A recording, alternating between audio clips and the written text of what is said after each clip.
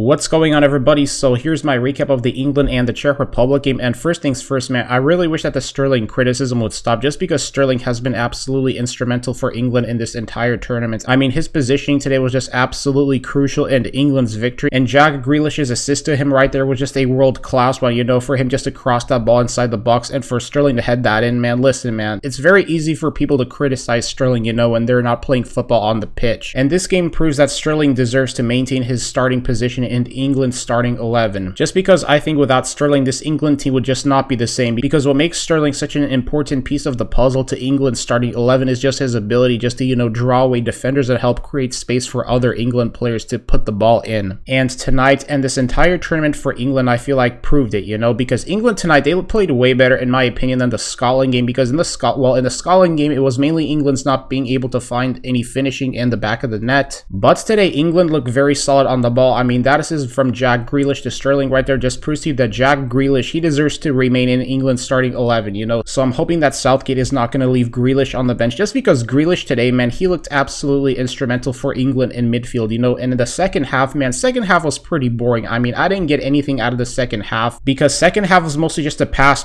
back and forth. But the first half of the England and the Czech Republic game, without a doubt, was pretty fun to watch, you know. I mean, England looked really good today, and I don't know why Harry Kane didn't score, because I really felt like this was going to be one of those games where Harry Kane was going to score it. But the thing that I think Harry Kane can improve on is his finishing, because the biggest thing that I think is holding Harry Kane back in this tournament is just, you know, his finishing ability. If Harry Kane can improve his finishing ability, then I feel like he would be a very solid, lethal striker for England, you know, just as long as he can just improve his finishing. Now, that's just the way how I see it, but for the rest of this game, man, Southgate today, he got his tactics right, you know. England, they looked very calm and composed on the ball, but Czech Republic, they looked really good at times too against England on the counterattack. You know, I think one of the issues in this England game was just their inability to defend at times against the Czech Republic counterattack. But I mean, Czech Republic, they also put up a heck of a fight today against England, man. But I mean, right now the question is, how well will England fare off in the knockouts? Because I feel like that the test for England's football team has arrived right now to see how will they fare off in the knockouts against the big teams if they manage to face off against them, you know, like maybe, I don't know, Spain, you know, France, Germany, etc. Because now Gareth Southgate, he can't afford to make any mistakes, you know, any tactical mistakes for England, especially since now they are in the knockouts and they are trying to redeem themselves, you know, for their, you know, abysmal performances in previous Euro tournaments. Like right now, England, they've got to get their tactics right. It's like no excuses, man. And one player that I still need to talk about today is Saka, because I think that Gareth Southgate needs to give Saka more starting opportunities, because tonight Saka just looked absolutely incredible for England, because Saka is without a doubt a special talent, and I feel like that at times it's not fair that Gareth Southgate doesn't want to give him the starting opportunities that he deserves, because I think that the super secret weapon for England in this entire tournament is without a doubt Saka. So I'm hoping that Gareth Southgate is going to give him more starting opportunities. And if I'm Gareth Southgate in the round of 16 game, I would start Saka. No excuses, man. It's like, just start Saka. Just start him for a full 90 minutes and let him do his wonders right there on the pitch.